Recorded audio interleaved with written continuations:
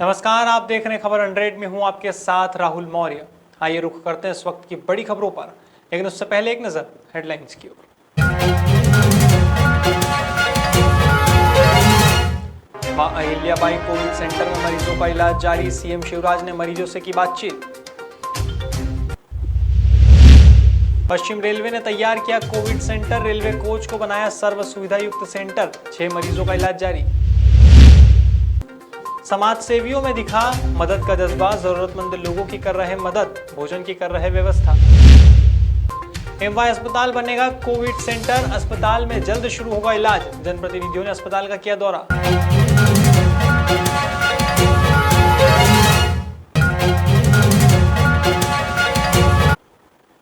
इंदौर शहर में बीते एक माह से लगातार कोरोना के मरीजों की संख्या में इजाफा देखा जा रहा है। इसके चलते शहर सहित प्रदेश के हॉस्पिटलों में बेड की कमी नजर आई।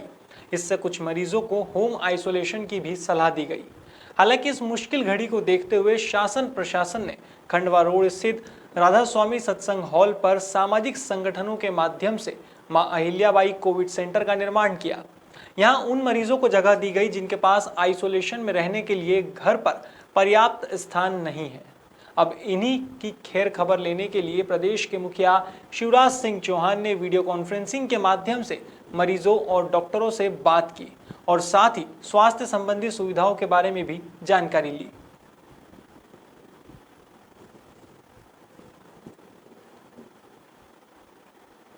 मध्य प्रदेश के पश्चिम रेलवे ने अधिकारियों के आदेश अनुसार महू और इंदौर के बीच रेलवे कोच को सर्व सुविधा युक्त कोविड सेंटर बनाया है। हाल ही में रेलवे विभाग ने 1280 बेड का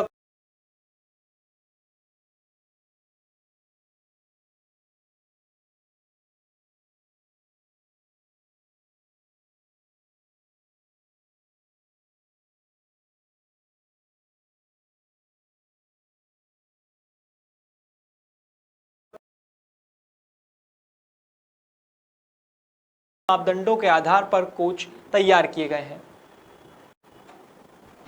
कोविड-19 का प्रकोप जिस तरह से हमारे पूरे भारतवर्ष में बढ़ा है और हर शहर में उसके मरीजों की तादाद बहुत ज़्यादा हो रही है, उसको ध्यान में रखते हुए हमारे माननीय रेल मंत्री जी द्वारा ये हमें निर्देशित किया गया था कि सभी रेलवे पे आइसोलेशन कोच बनाए जाएं। इसके तहत पश्चिम रेलवे के रतलाम मंडल पर करीब 78 कोचेस बनाए गए हैं और उस कोच के अंदर सारी सुविधाएं रखी गई हैं, जिसमें कि कोच के अंदर दोनों एक साइड में बाथरूम, एक साइड में लैट्रिन बाथरूम दोनों साइड में हैं और हर केबिन के बाहर प्लास्टिक का पर्दा है, जिससे कि किसी भी जो भी मरीज़ हैं उनको किसी तरह से प्रॉब्लम ना हो।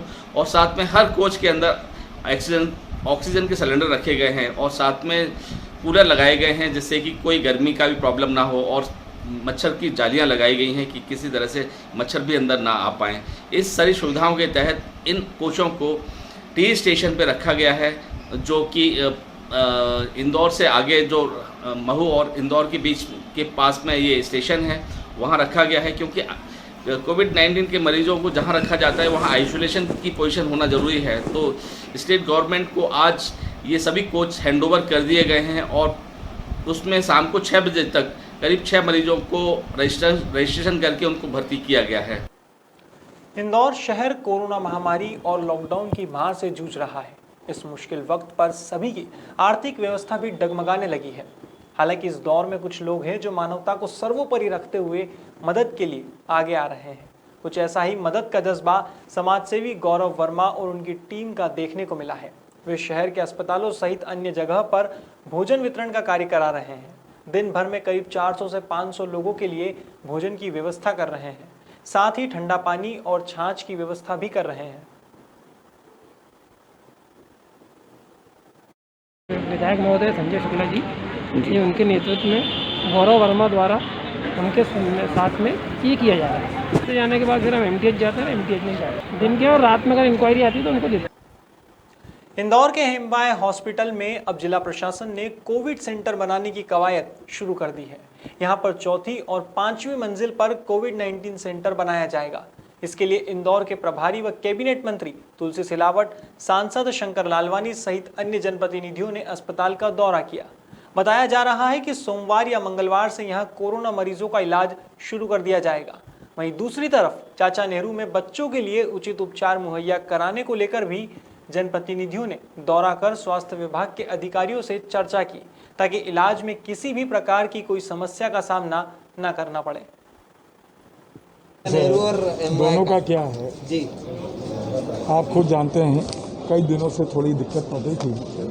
एक निर्णय पे हम पहुंचे हैं, इस महाराजा यशवंतराव हॉस्पिटल 100 बेड का कोविड अस्पताल में इसको तब्दील करेंगे, जिसमें से आईसीयू रहेंगे 20, एचडीयू रहेंगे 40 और ऑक्सीजन के रहेंगे 40। 5वां और 6ठा फ्लोर। हाँ, 5वां और 6ठा फ्लोर। ये प्रयास कर रहे हैं और ये मंडे या ट्यूसडे इसको प्रारंभ करने का पूरा प्रयास किया जाएगा। सारे अधिकारियों को निर्देश हम दे चुके हैं। कुछ खामियां मिली हैं अस्पतालों में?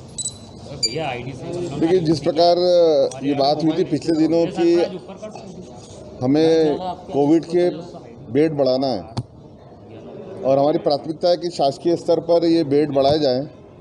उसी को लेकर आज 2 हॉस्पिटल में मुआयना किया गया है। चाचा नेहरू, पर चूँकि चाचा नेहरू बच्चों का है और एमवाई में सबने ये निर्णय लिया कि 100 बेड का एक कोविड हॉस्पिटल, एक फ्लोर बनाई जाए, 1 या 2 फ्लोर, वो सभी डॉक्टर और अधिकारी मुआयना कर रहे हैं।